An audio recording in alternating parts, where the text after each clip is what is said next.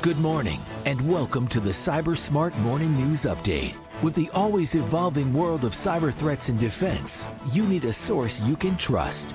FBI retired Special Agent Darren Mott guides you through today's intricate cyber landscape and brings you the latest headlines and insights and what it means to you.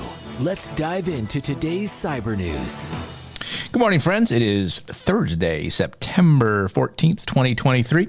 I am your host of the CyBUr Smart Morning News Update, retired FBI Special Agent Darren Mott. Thank you so much for listening. And if you'd be so kind, subscribe and let all your friends know that they can find this podcast on Apple Podcast, on Spotify, wherever you find your fine podcast, you can find it there. And please subscribe. It just kind of helps me know if people are listening and liking what's going on. One thing I will say to make a point here, there was a lot of news today regarding a lot of technically oriented cyber stuff.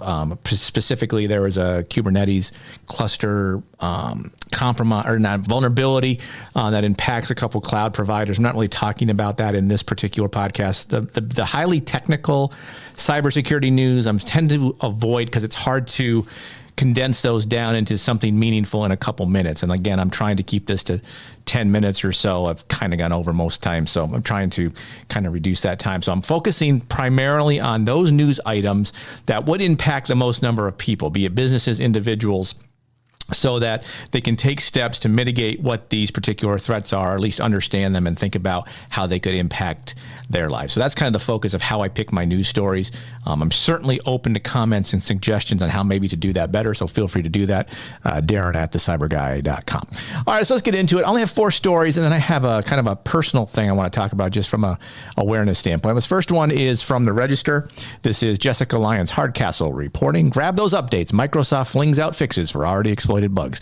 So I'm mentioning this because I ironically talking to a friend today who listened to the podcast, and I said, yeah, it was a bad day yesterday for Firefox and for Chrome and for Apple. And he said, well, what about like Edge? And I said, well, Microsoft got away yesterday with, but I'm sure it's coming, and here we go. So, and in addition to Microsoft, Adobe and Android also had some abuse, wild flaws. So Patch Tuesday is every Windows admin's favorite day of the month. Patch Tuesday. Microsoft emitted 59 patches for its September update batch, including 2 for bugs that had already been exploited. 5 others are listed as critical. So I mentioned this one just to make the point that patch your stuff. If you are a Windows owner, go and update it. Actually, I have a Windows box here. I'm going to go update at the end of this particular podcast. I need to get ahead of that kind of stuff. So there's a reason that these patches come out every month, is to fix these issues. Of the 5 critically rated Microsoft bugs, 4 could lead to remote code execution, and 1 is an elevation of privilege vulnerability. So that's bad, because if the bad guy is able to exploit that vulnerability in your system, he can pretty much get root access and do whatever he wants. If you want information on this, the most severe one is called CVE 2023-38148. It's an 8 out of 10 as far as bad CVEs go. It's an internet connection sharing remote control exploit, and Microsoft deems exploitation more likely, meaning that if someone has used it, they're going to get access to your box. So patch your stuff. Always be patching. Always be patching. Next article, darkreading.com. Robert Lemos reporting, federal mandates on medical device cybersecurity get serious. In October, the U.S. Food and Drug Administration will start rejecting medical devices that lack a secure design or a post-market cybersecurity plan. For 6 months, medical device makers have had to comply with new cybersecurity regulations aimed at hardening medical devices against cyber attacks. But the U.S. Food and Drug Administration has largely refrained from using its refuse to accept power up till now. On October 1st, the FDA's grace period, during which the agency stated it would try not to use its ability to reject medical devices that lack appropriate cybersecurity controls, and a post-market patching capability will end. Now, this is I have nothing against this.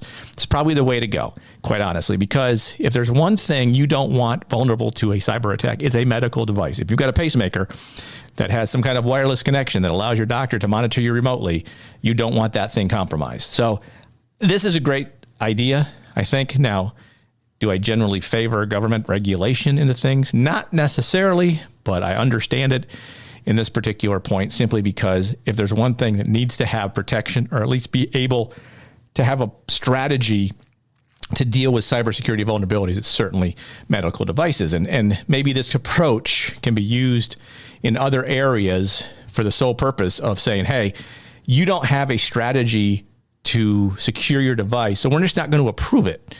No problem there. That is a great, that is probably a smart way to go. So that is what's going on there with medical devices. Not a bad plan there. Wired.com. I'm glad that $5 I paid yesterday is paying off. So this is from Matt Laszlo reporting. The U.S. Congress has trust issues. Generative AI is making it worse. Senators are meeting with Silicon Valley's elite to learn how to deal with AI. But can Congress tackle the rapidly emerging tech before working on itself? Great. That's a great subheadline.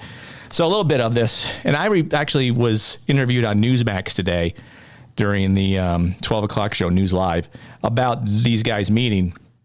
And so basically, when it comes to artificial intelligence, United States senators are looking to the titans of Silicon Valley to fix a Senate problem, a problem today's political class perpetuates daily with their increasing hyper-partisan ways, which generative AI now feeds off as it helps rewrite our collective future. Boy, that is quite a paragraph right there.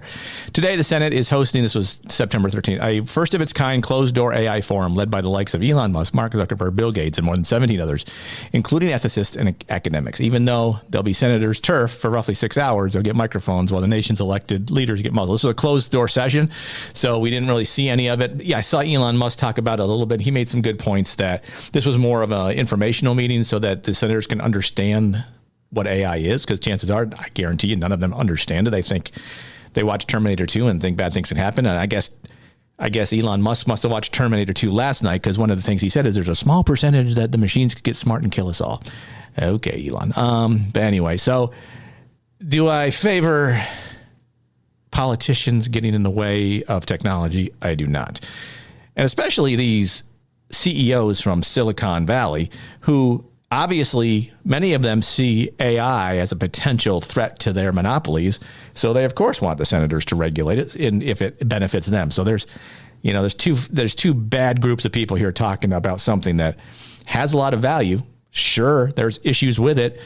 Can bad guys use it to do bad things? Sure. What is the Senate going to do to Russian and Chinese people, hackers who are using AI to create malware, create disinformation? This is about disinformation, right? With elections coming up, the ability for AI to generate what could be deemed as disinformation or misinformation, pick your term of choice. And great. So maybe they do it so that it's regulated in the U.S. Whoop-de-doo. Because you can't, the U.S. is 0.5% of the world's population. The other 95.5% could really give two craps what the U.S. Senate thinks or the U.S. Congress thinks about AI. So this is a big show to show that they care. Will we see anything from it? Nothing meaningful would be my guess. Alternate opinions are welcome. And finally, a follow-up on the MGM Resorts hack. This is from the Daily Mail. This is Keith Griffin reporting. And this one's interesting because there's a little attribution to what goes. So a lot of news stories aren't reporting what happened, but the Russian-speaking ransomware group, ALPHV, also known as Black Cat, said that it breached the gaming giant with a simple phone call, according to a post on Twitter from the malware repository VX Underground. So from this is a quote: "All ALPHV ransomware group did to compromise MGM Resorts with a ransomware attack was hop on LinkedIn, find an employee, then call the help desk," the group said, adding that the company was defeated in a 10-minute conversation. So they used social engineering to get an employee's information, the password changed so they could use legitimate credentials to get into MGM's network, download malware, and they were probably in there for a while, quite frankly, stealing all sorts of data and then launching the ransomware and asking for probably the largest amount of ransom ever, because MGM Resorts is a $39 billion company. And I believe the number I saw was 30 to 39 million as the ransom request, which is what? 1%? No, 0.1%. Well, math people can correct me on that, but it's it's a very small percentage of their overall probably. But it does say here, malware researchers suggested that the hacker gang's ransom demands had not been met, writing, "In our opinion, MGM will not pay." All right. Well, even today, their casinos still had a lot of stuff out, which is causing them problems.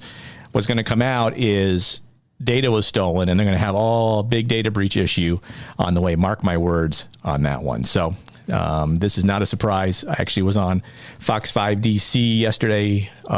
They asked me about this, and I said, it doesn't say what it is, but I would be willing to bet it's ransomware, as it now is. And chances are there's a lot of data stolen as well. We haven't seen that yet, but that is coming. If you're a loyalty customer to MGM Resorts, change your passwords, turn on multi-factor authentication.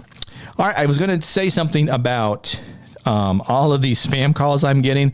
Maybe I'll hold that. That'll be tomorrow, a deep dive. Friday's deep dive day. So tomorrow I'm going to talk about spam calls because I get about 15 a day and I have some stories to tell. Until then, stay safe out there. Know that knowledge is protection. If we can understand the threats targeting us, we can assess our risk, proceed wisely online.